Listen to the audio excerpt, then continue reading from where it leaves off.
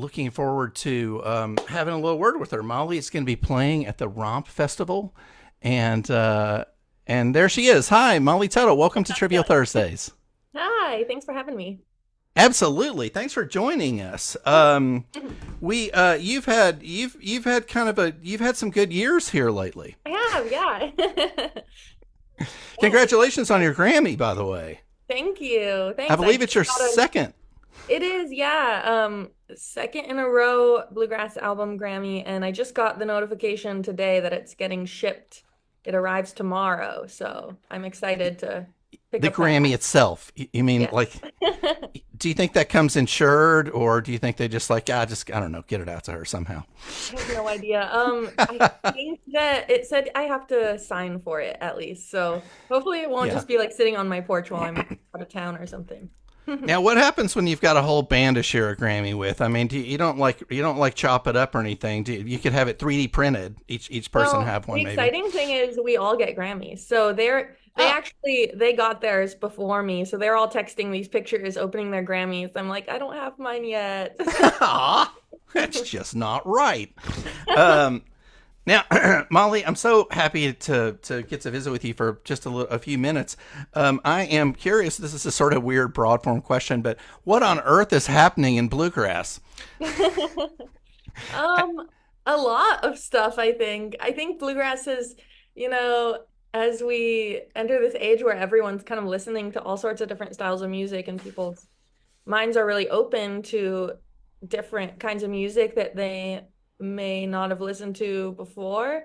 Um, I just feel like in the streaming era, so many things are happening in every genre where it's all, kind of melding. You're getting different fans who are like just finding you and being like, I didn't even know I liked bluegrass until now. And but it's definitely an exciting time, and I feel like for me coming out of I wrote my first bluegrass record, Crooked Tree, during the pandemic, and I was just kind of feeling like, nostalgic for I grew up playing bluegrass with my dad, going to bluegrass festivals, and jam sessions.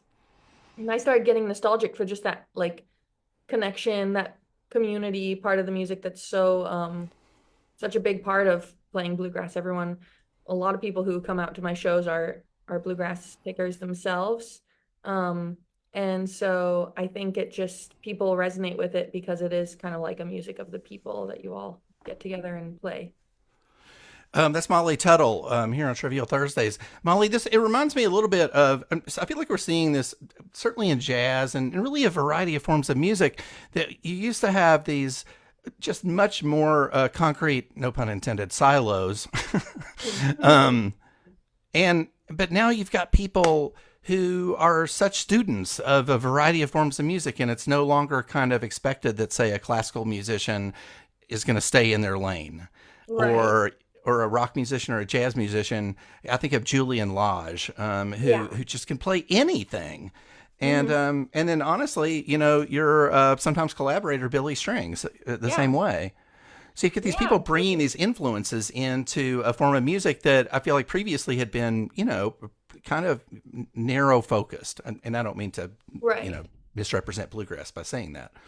Well, I feel like most musicians I know listen to a broad array of music and want to collaborate with people from different styles. Like we all love um just kind of getting outside our comfort zone for the most part. I mean, it feels like when you're a fan of someone else's music, it doesn't matter what genre they play, you probably like would jump at the chance to like make music with someone you're a really big fan of, no matter what style they play. And um, I often feel like it's kind of, the music critics or just like the different, Spotify playlists or whatever that put us in these boxes. But most musicians I know want to play a bunch of different styles, go to a bunch of different shows to be inspired by different genres. And um, I've always kind of felt like I wanted to experiment with lots of different sounds in my music. But you've been living and breathing bluegrass since a very young age, right? Yeah, yeah. I started playing guitar when I was 8. Bluegrass was always around the house. My dad grew up on a farm in Illinois, and my grandfather played the banjo and loved bluegrass. So they kind of had this family band when my dad was a kid. They would travel around to all these different bluegrass festivals, and they would go down to the Grand Ole Opry in Nashville. So he that was like the only music he really listened to. That he grew up in like a really rural area. And then he moved out to the Bay Area, which had a really exciting bluegrass scene and still does. But at the time there was like David Grisman, Tony Rice, and just so many great players out there. So my dad wanted to move out there to kind of, get to see all those guys live and be a part of the scene. And then he ended up teaching music, private lessons on all the bluegrass instruments because he plays everything. So he was my guitar teacher when I was a kid, and that's kind of how I got started playing this kind of music. And when I was a teenager, of course, I discovered, punk rock, pop music. I listened to other styles with my friends, and I would learn some of those songs. But it was really fun to kind of go back and make a couple bluegrass records because that's really what I do. It's in my wheelhouse. I'm very comfortable in the style, and yeah, it's just fun. That's Molly Tuttle. Molly, I wanted to ask you something that, I feel like it's maybe a thorn in the side of many musicians or not, and it has to do with genres. You've talked a lot about it yourself, but, I just wonder, like, if it becomes exhausting for people, to say, like, I remember I've asked a couple people who said, well, she's really more of an Americana artist than a bluegrass artist. And a part of me is like, I don't know. She's great. I've seen him perform. It looks and smells and sounds a lot like bluegrass to me. Right. And I was just, have you struggled at all with like with the strictures of this kind of stuff?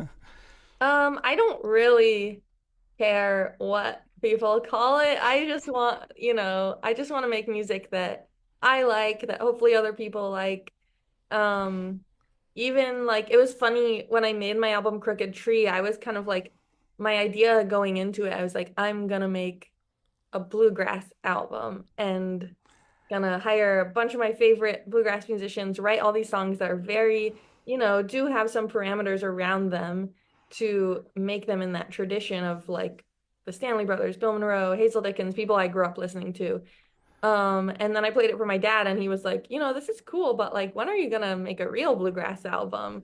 And I think he, like, even though I tried to keep it very like, kind of right down the middle. There's drums on one track, and some of the songs have like different chords that break the 1-5-4 kind of 3 chords on the truth thing. And so, everyone has different ideas about genre and well, and you come out and I remember when you released the video that Golden Highway made of White Rabbit, which looks like it's at some sort of Renaissance festival or something. I don't know. There's like people walking around in the background and stuff. Yeah, it's at a festival. And I just wonder, like, so is your ear kind of always listening for stuff and being like, wait a minute, this could be a bluegrass song? I do kind of get in that mode at times because for instance, that I was like, oh, I need a cover. We were doing like an Amazon original, and they wanted us to do a cover. So I was like, okay, I need to like go back to every song I've covered on my own. I covered a ton of songs during the pandemic because I was doing these three different themed live streams, and each one I learned probably like, almost 20 songs for each one. So I kind of went back through those, and I was like, I loved covering White Rabbit. So I get in modes where I'm either like writing songs or just kind of like mining for new covers to play live or to record, because I do like, kind of reworking other people's songs too. I've done that a lot. I was thinking about a couple of my favorite songs. By the way, I saw you at the Big Ears Festival. Oh, cool. In Knoxville. That was fun. Yeah. And it was such like, I mean, big ears as maybe the meaning of the term big ears, but it's this really wide variety of performers. A lot of them tend to be kind of experimental jazz and that sort of thing. But, you and your band, Golden Highway, you captivated this standing room only, room.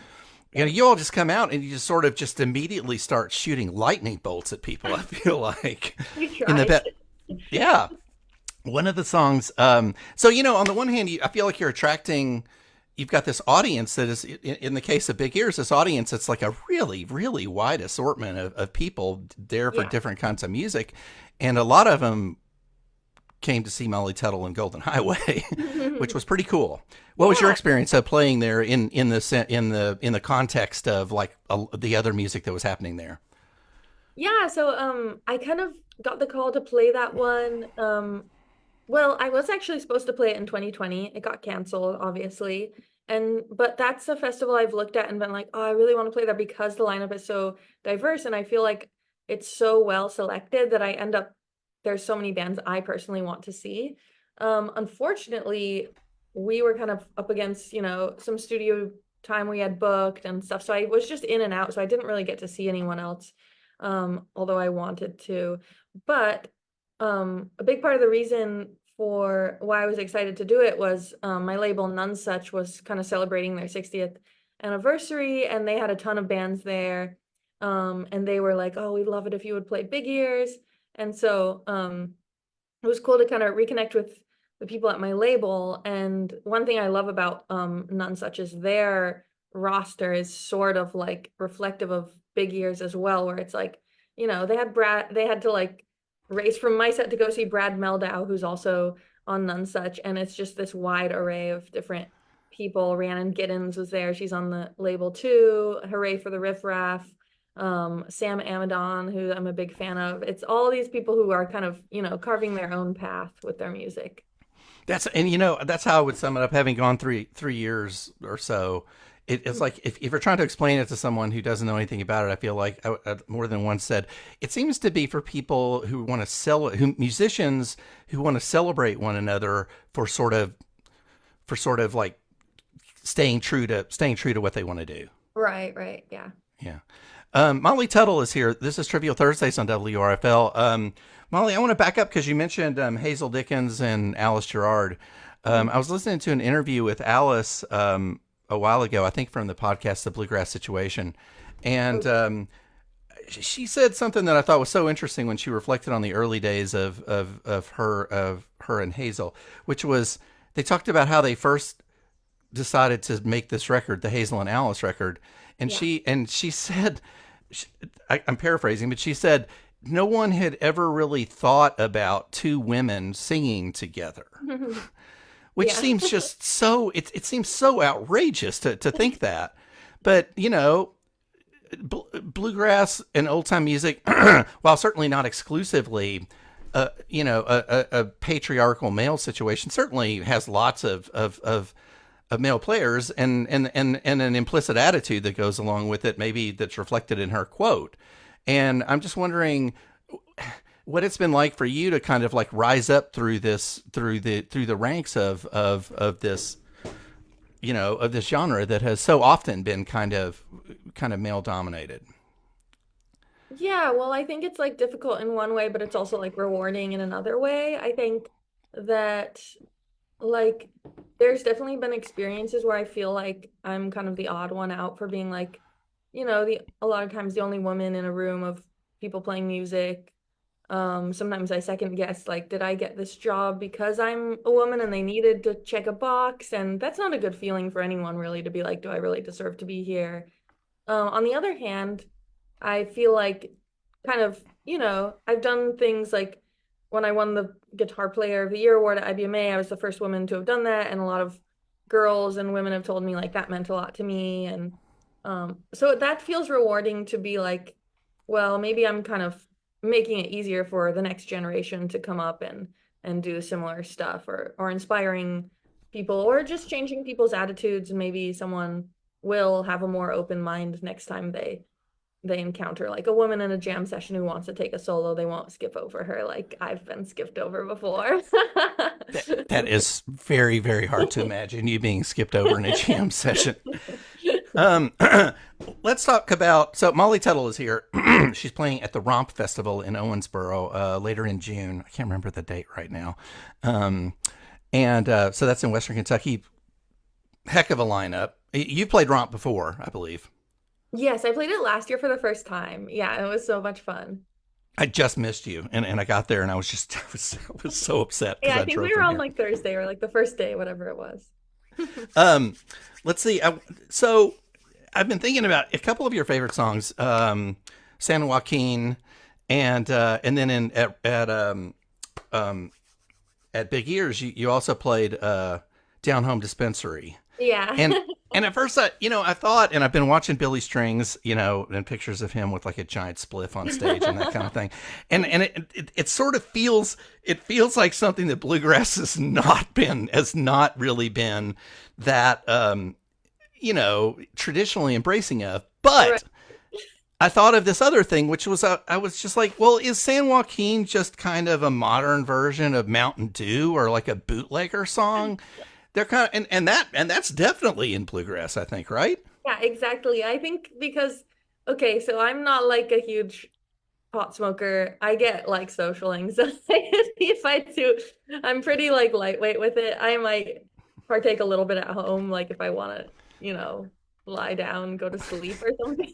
But it has been like fun to write about because it is kind of like the modern version of that like moonshiner song. And Down Home Dispensary I just thought was like, it's kind of like, because I do believe it should be legalized, and it's a little bit poking fun at the South, like, come on, you need to like get with the times a little bit here. And everyone can seem to get behind it at our shows, which is fun. But the first song I did like that was Dooley's Farm, where I took like Dooley, which is a song about an old moonshiner. I was like, let's make him a pot farmer who gets arrested. And so that kind of kicked me off on this whole, then when I was writing for City of Gold, I was kind of writing a lot of songs about my home state of California, because I felt like that's a region that people like Peter Rowan, Jerry Garcia, they would sing these songs that sounded kind of bluegrass, but they're more about the West. And so I kind of wanted to write my own songs like that. And I felt like because, pot farming is such a big part of like Northern California where I grew up, it would be fun to have a couple songs that pay tribute to that. Like that's how San Joaquin came about. It's just such a fun song, and it's just like, it's so great to hear this. I mean, that song gets stuck in my head sometimes, and which is, I think probably what a songwriter always wants to hear is that songs are getting stuck in their head. Molly Tuttle is here. We've just got a few minutes left, but I keep forgetting the fact that you are holding a guitar. Yeah, I wasn't sure. I was reading the instructions. I'm like, I think I'm playing a song, or maybe we're playing one from my album. So it's fine. I would love to sit here with the guitar for the whole interview too, and don't play. But if you want me to play, I will. I would love for you to play a snippet of something if you like, or whatever you like. I do want to mention before you play that I saw you do something at Big Ears, which and I'm kind of a nerd on these things, but like I saw you play what I guess would be called clawhammer guitar. Yeah. And I was like, wow. I mean, when I was watching, I was just like, I've never seen anyone do this on guitar. It's a banjo technique. It looks to me like it would turn your fingers into just hamburger meat. My fingers have bled on my guitar before from doing that. That was just something I wanted to get in there because I thought that was such an interesting thing, and watching new techniques or whatever, really old techniques. But if you're welcome, I would love for you to play something if you feel like it. Sure. Well, maybe since we were talking about San Joaquin, I'll do some of that one. That would be fantastic. And that one, fast. This is Molly Tuttle on Trivial Thursdays on WRFL. Oh, hey Molly, can you maybe turn on original sound? It's like the guitar's cutting out, and if that's a quick fix. I can't remember how to do that though. Yeah, it's up to the upper right hand corner of the window, I think, where it says original sound for musicians. Yeah. Turn on original sound. Okay, yes. Cool. Okay, got it. Okay, take it away. This is Molly Tuttle. Right, let's go.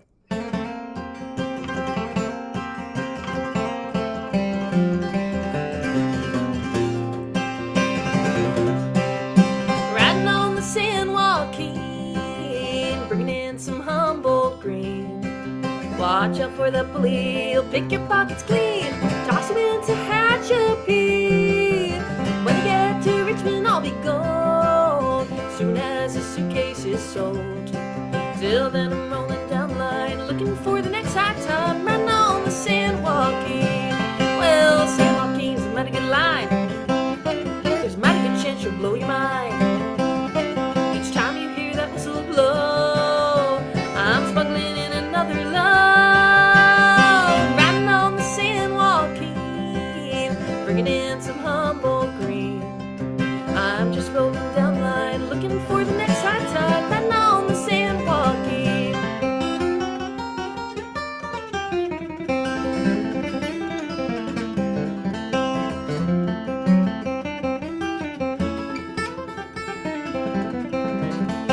Whoa, they sprang on the boxcar door. Big man threw me overboard. Hit the ground and I clicked my heels. Hop back on in Bakersfield. Riding on the San Joaquin. Bringing in some humble green. Watch out for the police. He'll pick your pockets clean. Toss it into Hatchapee. When I get to Richmond, I'll be gold. Soon as the suitcase is sold. Till then, I'm rolling down the line, looking for the next high tide, riding on the San Joaquin. Well, the railroad queen, she wants to ride, but I ain't ready to go. Got a few more hearts to break till I reach the end of the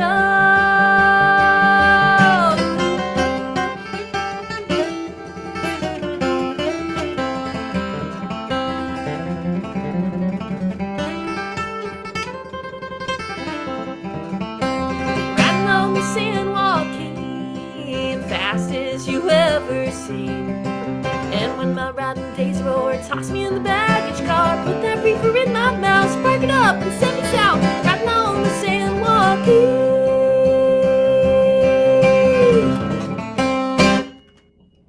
Molly Tuttle on Trivial Thursdays. My God, that was fantastic. Thank you so much. It is such a joy to watch you play guitar. Oh, thanks. And you know, one of the things about bluegrass that is fascinating to me, and I have to confess, I have arrived late, especially as a Kentuckian. And one of my old friends, when I told him that I finally had found my bluegrass heart, he said, "We've been expecting you." Nice. So it's so much fun to watch bands perform live in bluegrass, and I always like to joke that, you know, nobody on stage gets the day off here.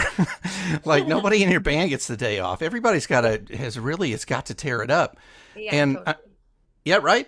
And I'm curious, like, so it's also such a community event. So you go to bluegrass festivals, and there's all kinds of like little picking circles all over the place, which is interesting too, because all those players, I know for my sake, I can't do any of that stuff. You know, I just want to play rhythm and lay back where no one can hear me.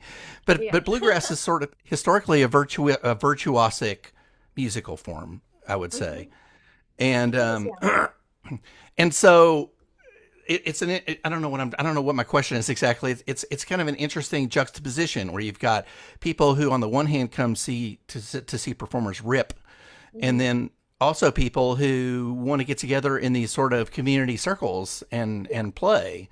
Is that something that you feel like is unique to bluegrass? I don't know, but I feel like to me that's kind of, you know, a folk music tradition in a way where like people have always sat around and played music together, and then some of that music might end up on stage. Like I feel like the first guys who's kind of Bill Monroe, Earl Scruggs, and Lester Flatt, they probably just like grew up playing with their cousins and their families wherever they lived, and then ended up playing on the Grand Ole Opry. So I do think this music has always started very organically from people just making music together in a casual way. You know, maybe I'm wrong about that, but I feel like the bluegrass, a big part of it is like going to festivals, and that's what draws people in more than anything. I think it's just like picking up an instrument and realizing at any level you can play with other people. Well, I think I've added someone in here I think might have something to say about that. Chris Joslin is here he's the executive director of the Bluegrass Museum and Hall of Fame, and Romp too. Welcome, Chris. Yeah, thanks for having me. Good to see you, Mick, and thanks for the concert, Molly. Of course. Yeah, I figure you guys have met probably, right? A few Yeah. times. we have, but as Molly mentioned, like when she was going to Big Ears, when she comes to Romp, and she and I are both very, very busy, and it seems like it's a whirlwind. So Yeah. it's good to be able to settle in and have a little Totally. conversation. And Yeah. we're looking forward to having you guys back for the second year in a row. Really Yeah, looking forward us to it. too. Thanks for having us back again. Yeah. It's such a magnificent venue, Yellow Creek Park, which I grew up in Owensboro, but I almost spent no time there. And the first time I came to Romp a few years ago, I was amazed at, and this, Molly, this kind of speaks to the sort of synthesis of music too. But the first time I went to Romp, I was like, oh my God, there's just like, they've incorporated rave culture here. There's like weird lights in the trees and stuff. Yeah, it's super cool. I loved it. We all just kind of walked around after our set and checked out the campgrounds. It's a very cool scene. Yeah. Let's see. Molly, I know you've got to go. If you can stick around for a couple minutes, that's great. If you got to go, you got to go because you're a busy All person. right, I think I have to go because I have another appointment coming up. But thank you all so much. Molly Tuttle, what a great joy. Thank you for spending a little time with us on Trivial Thursdays. Of course. Yeah, thanks so much for having me, and I'll see you all at Romp. I'm excited. Indeed, indeed. Bye. Yeah. Bye, Chris. See you. That was Molly Tuttle. This is Trivial Thursdays, and we're left with Chris Joslin from the Bluegrass Museum and Hall of Fame. And Chris, it's always great to visit with you. I know that Romp is over a month away, but from a planning standpoint, it's probably closing in on you. Well, we're like Santa Claus at the North Pole. As soon as Romp is over, we start on the next Romp. So we've been living this for all year. So it's great to know that it's finally about to approach, and we're so thrilled with the lineup this year, including Molly Tuttle. To have her back the second year in a row is just so exciting for us. And she will be playing on Friday. So that's the 28th of June. And so she's going to be in the prime time slot on Friday the 28th, and the whole day is really lining up well. So she'll be there on the 28th. Also playing right before her is Peter Rowan, and then immediately after Molly is Keller Williams and the Grateful Grass. And so it's going to be That's just one day. That's only one day. That's just one day, right? So if you have to take a break from the music that day, I'm not sure when to tell you to schedule that, because it's going to be a great day of music. And on top of that, Jerry Douglas is an artist in residence this year. So he's going to be sitting in with a lot of artists, both on Friday and on Saturday. So I know there's a real friendship musically and otherwise between Jerry and Molly and her band. So can't wait to see what happens there. I was going to say, you never know what happens at Romp, like who's going to get on stage with who and that sort of thing.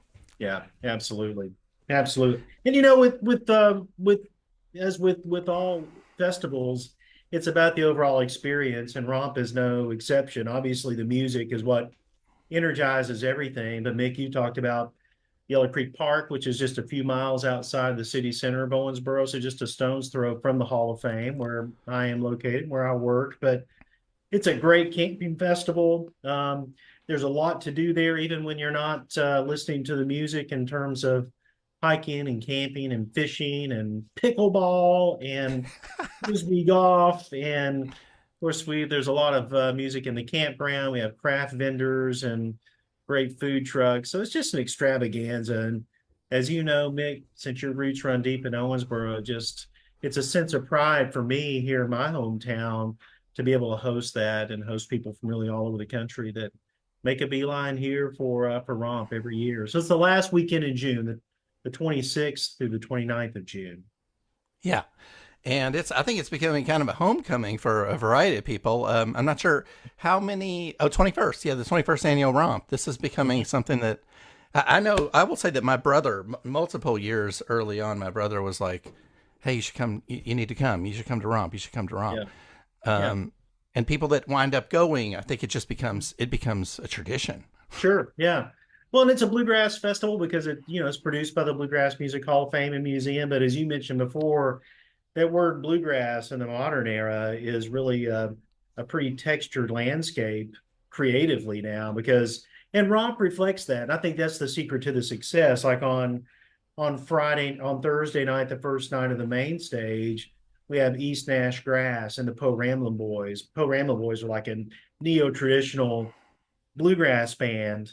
But then, and Marty Stewart on Thursday night as well. And then, with Molly Tuttle and Peter Rowan, Sam Grisman, Keller Williams on Friday. But then on Saturday, everything from Jamie Wyatt, who's just one of my favorite Americana artists, Sierra Hall, Earls of Leicester, Leftover Salmon. And then on Saturday night, too, is Dierks Bentley. And, if you know Dierks, his bluegrass roots run deep as well. So he's going to be at Romp playing bluegrass, and there's going to be a lot of fun sit-ins with that too. So I love it all, but I think for people who come to an event like this, just knowing that each set is going to be different, and just the wonderful artists and all they bring to the table, it's a fun weekend. So I'm glad you're coming in for it again this year, Mick. Absolutely. And not just because one of our hometown heroes here, the Restless Leg String Band, will be one of the bands playing there. That's right. So they've been Yeah, on my show a I few forgot to times. mention, in addition to the main stage, there's also a late night stage that kicks off as soon as the main stage finishes. It's a different part of the park, but it's accessible. You can walk there. But yeah, so the party really doesn't end when the main stage music stops, and that's all part of the fun too. And your friend and Chris Love, who's on the board of trustees here, he and I and several others work all year round to try to put these bands together in a way that flows well and somehow mysteriously, even though there are a lot of moving parts, it all seems to come together. And I think that's just the power of great music, that brings I, people together like that. I want to give a shout out to Terry Woodward, who is an Owensboro legend. And I remember sidling up to Terry last year as I can't remember what they were called, but it was kind of like a junkyard jazz band, Mhm. somewhat removed from bluegrass. And Terry was very proudly told me that was something that he had kind of like Yeah, promoted, because it's almost like a palate cleanser. Sometimes sure. if you have these certain sort of traditional bluegrass bands, and then someone Yeah, comes along who sounds radically different, it's like a little bit of yeah. a palate cleanser or And I something. remember that moment last year. It was really at twilight, and it was like a bridge between the main stage artist during the day and the main stage artist at night, with a group called Tuba Skinny, which is a Yes, New that's who it Orleans, was. yeah, New Orleans jazz. And yeah, it was. I knew it would be great, and I know Terry knew it would be awesome. But somehow the way it fit in there in the moment as the sun was going down was perfect. Yeah, I love that. That is Chris Joslin. He is the director of the Bluegrass Museum and Hall of Fame in Owensboro, as well as writing herd over plans for the 21st annual Yeah. Romp Festival. Hey, and I'll mention, Mick, if you wanted more information about Romp, it's just at rompfest.com. And, as you know, we just launched a great temporary exhibit on Jerry Garcia last month. It's a bit of an Yeah, extravaganza. let's talk about So, that, because that's a perfect example of this sort of crossover that we see. There's been such a migration of like deadheads, or not even migration necessarily, yeah. because some of the older ones always knew that Jerry Garcia was sort of fundamental in some aspects of bluegrass. I think the fun part about us on the museum side, curatorial research side, is that, I felt like I knew a lot about Jerry Garcia's background in bluegrass too and folk music, but boy, I certainly learned a lot in terms of his relationships and the influences and just how focused he was on that music. He was a bit of a musicologist when it comes to deep dive folk and bluegrass, and I love that. And so that exhibit is really incredible, and it has everything to do with our curator Carly Smith, and then the relationship she formed with the family members of Jerry's and very close collaborators, and so it became this just labor of love that took on a life of its own that we didn't even anticipate. So you want to catch the exhibit. I'm not just bragging because I work here, but it really turned out well, and it's really worth the trip. And we want to Romp is a good excuse to make that trip because, of course, with Peter Rowan, who was so central to Old in the Way and a good friend of Jerry's, and Sam Grisman, who's going to be here, and Leftover Sam and Molly, all these artists who collaborated directly with Jerry and those who were influenced by that part of Jerry's musical journey too. So it all dovetails really nicely, and Romp would be a great excuse to come check out the exhibit. Yeah, especially if you're one of those people like me who sort of who has a low tolerance for camping or being. I love being outside, but after a while at a festival thing, you're like, can we get away somewhere? You're So right. you could like go down to the museum, Yeah. bask in some air conditioning, check out the No, Jerry Garcia you're exhibit. exactly right. Yeah, camping's not your thing. We do have nice hotels downtown and shuttles to the festival site. So, you don't have to take that as a badge of honor to suffer in the campground if that's not your thing. So, for some people, it is the thing. So, um, Indeed. so I respect both camps for sure. Yeah. Hey Chris, about how many people are you expecting? How many people were at Romp last year? Yeah, and it's hard to tell, cumulatively, if you look at the daily attendance, we usually average about 25,000 folks, and that tends to build, throughout the week. Um, as well, but a lot of folks travel in from this. Typically, we have a little over 40 states represented, half dozen countries.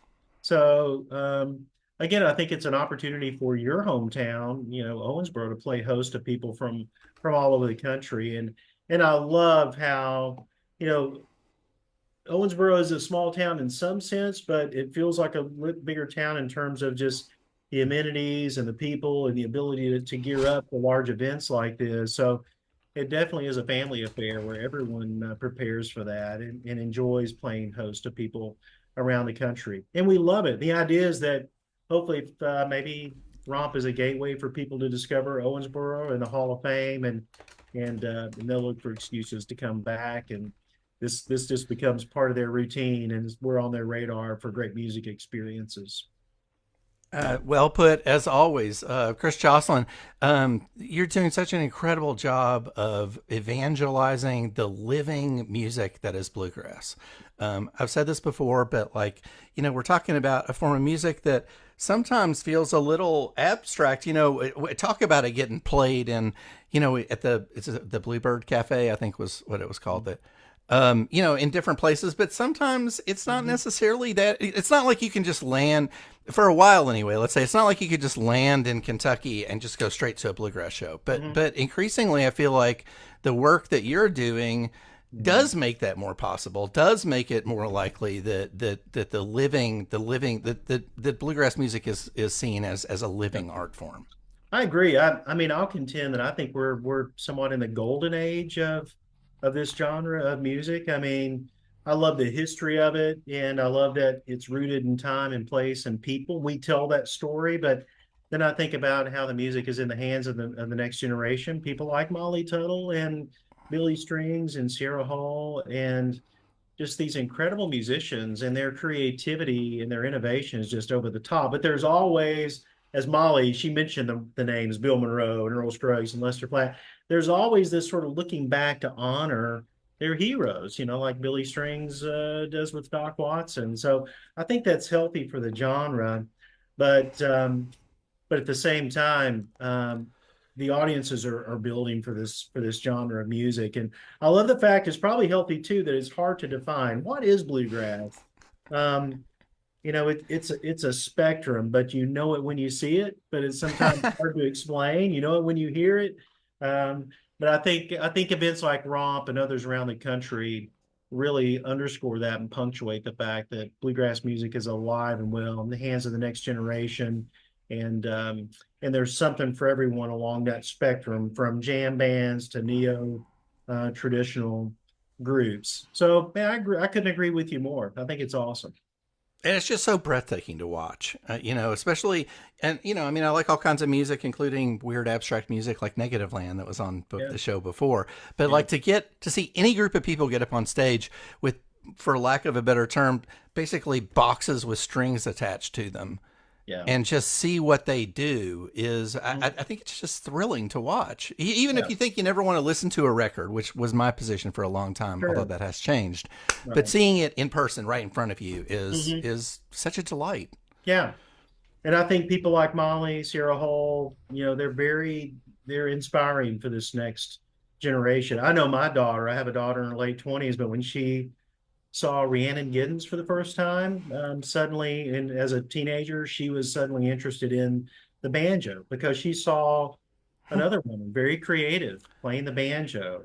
And so you just never know when those seeds are planted, the ripple effect of these artists. And, people like Molly and the people coming up, I think they take that seriously. They know that they were inspired by people, and they take that role seriously and want to be accessible and encourage the next generation coming up. And that dovetails really nicely with the educational programming at the Bluegrass Music Hall of Fame and Museum. And things like Romp Festival provide the resources to fuel that programming to make it accessible to the next generation coming up. And we have some students in our lesson programs that I'd be very surprised if we're not cheering them on the Romp stage and other stages in 10 years. So we just keep that cycle going.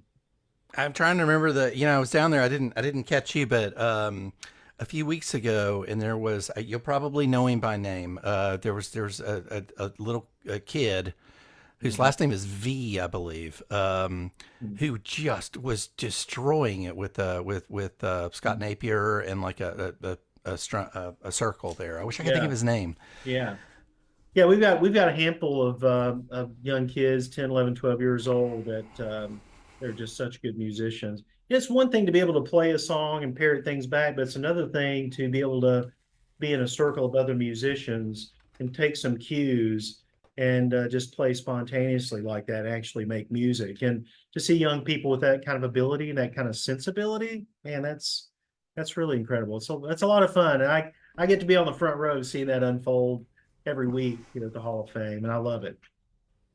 Chris Joslin, director of the Bluegrass Museum and Hall of Fame. Thanks so much for joining us and for what you do. I look forward to seeing you sometime soon, maybe sooner than you think. I think I'm coming to town this weekend. Always a pleasure. Holler at me when you come to Owensboro. Absolutely. Yep. Thank you, Chris. All right. See you, man. Okay. This is Trivial Thursday.